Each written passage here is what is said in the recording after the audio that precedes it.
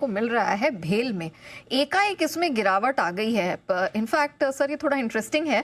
हमने देखा जब से वो रॉयटर्स की खबर आई चाइनीज पार्टिसिपेशन को ईज करने की, रिस्ट्रिक्शंस हटाने की, उसके हमने देखा भेल एकाएक गिर गया। हाँ बिल्कुल सही बात है, इसीलिए गिर रहा है क्योंकि अब ज़्यादातर है ना जिस तरह की कॉन्ट्रैक्ट्स की बात है वो भेल वेल को शायद ज़्यादा मिलते हैं, ये डर है। तो देखो डिफेंस में तो आएगा नहीं ऑब्वियसली बराबर है।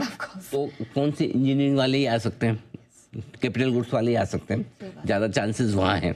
और शायद इसी वजह से भेल में थोड़ी कमजोरी आती हुई दिखे। तो भेल में नुकसान की, और इमीडिएटली उस खबर के बाद ही गिरा है भेल। देखिए सबसे पहले हमने बताई थी, देखो मैं फिर कहूँगा, रॉयटर्स के हवाले से खबर आई है। रॉयटर्स बड़ी प्रतिष्ठित न्यूज़ एजेंसी है, हम उनकी खबर हम लेते हैं, वायर से चलाते हैं, लेकिन जरूरी नहीं उनकी हर एक खबर सही हो। अभी देखो कल परसों किसकी खबर का रिलायंस ने खंडन किया था, ब्लूमबर्ग की थी ना, ब्लूमबर्ग की। हाँ, ब्लूमबर्ग वाले भी 3 ऑयल टैंकर निकले रशिया से, जामनगर पहुंच रहे हैं, डाल दी खबर डाल दी। और फिर रिलायंस का खंडन आया, बोले हमने इनको बोला था मत डालो, मना भी किया था कि भाई ये खबर सही नहीं है, फिर भी ब्लूमबर्ग ने चला दी।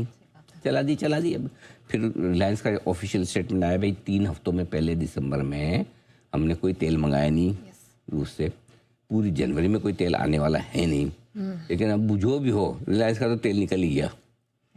ये हाल है। तो खबरों में क्या है कि अब सही गलत वो जब होगी तब होगी, पीएमओ कब सोचेगा कब करेगा, लेकिन रिएक्शन तो अभी आ जाता है ना तुरंत। प्रॉब्लम ये है कि रिएक्शन तुरंत आता है और वो आपके सामने है। बिल्कुल जैन साहब भी हमारे सामने हैं, जरा जैन साहब से भी मुलाकात की। जैसे देखते हैं आप ये भेल की गिरावट को।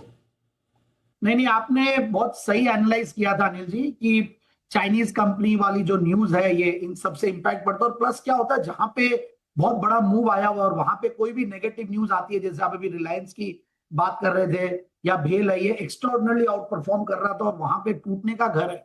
और जब टूटने का घर रहता है और बहुत प्रॉफिट्स में बैठते हैं, तो फिर ऐसे मार्केट्स में थोड़ा फियर वाला मार्केट भी है, तो थोड़ा सा प्रॉफिट को ट्रेडर्स लोग बुक करने की कोशिश करते हैं।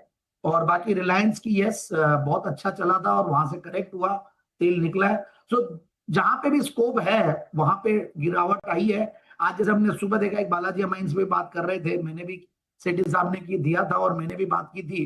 तो मतलब जहां पे स्कोप है कि बहुत ज्यादा करेक्टेड और वहां पे कोई पॉजिटिव न्यूज आ जाए तो बड़ा मूव आ जाता है, और जहां पे थोड़ी भी नेगेटिव न्यूज आती है तो market has become very very news driven. और इतनी ज्यादा मार्केट में न्यूज है चारों तरफ, कोई ना कोई, क्योंकि जियोपॉलिटिकल टेंशन है, हर कंट्री सक्रिय हो रखी है, भले ही वो अपनी इंटरनल पॉलिसी मेकिंग में या एक्सटर्नल डिप्लोमेटिक पॉलिसी मेकिंग में, तो बहुत ज्यादा एक्शन हो रहा है। सो आई फील कि थोड़ा कॉशियस रहना चाहिए और बहुत ज्यादा एक्स्ट्राऑर्डिनरी कोई भी स्टॉक में मैं बोलता हूं कि एलोकेशन ऐसा नहीं लगा, या कोई भी सेक्टर में बहुत ज्यादा एलोकेशन के ऊपर ध्यान देना चाहिए, जैसा कि हम लोग हमारे यहाँ पे भी यही कर रहे हैं। So we are very very stock specific and very very sector allocation पे बहुत ज्यादा हम ध्यान भी दे रहे हैं। तो वैसा ही कुछ यहाँ पे अब करना पड़ेगा, क्योंकि मार्केट्स में जब ज्यादा न्यूज हावी हो जाती है, फिर अभी रिजल्ट्स का भी सीजन आने वाला है, सो थोड़ा सा चिंतित रहना चाहिए। और फंडामेंटल्स भी अच्छे रहते हुए भी थोड़ा रिजल्ट अगर कुछ हल्का आ जाए और प्लस नेगेटिव न्यूज आ जाए तो इम्पैक्ट बहुत ज्यादा जल्दी पड़ेगा। ओके।